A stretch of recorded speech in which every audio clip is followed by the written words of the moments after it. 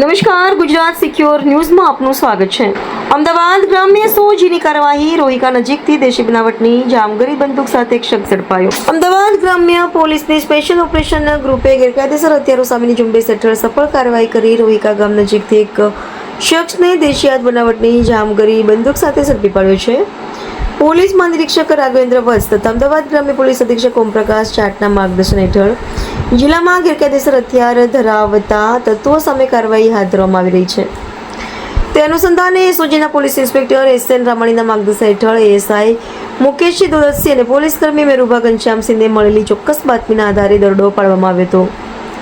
કાર્યવાહી દરમિયાન આસમ જમલભાઈ મોરી મૂળ રહેવાસી ગુંજાર તાલુકો ધંધુકા અને હાલ બગોદરા વિસ્તારમાં રહેતો આરોપી રોહિકા ગામ તરફ જતા ગીણગઢ ઠળિયાની બાવળની ઝાડીઓ પાસેથી ઝડપી પાડવામાં આવ્યો હતો। તેની પાસેથી અંદાજિત ₹5000ની કિંમતની એક દેશી હાથ બનાવટની જામગરી બંદૂક કબજે કરવામાં આવી હતી।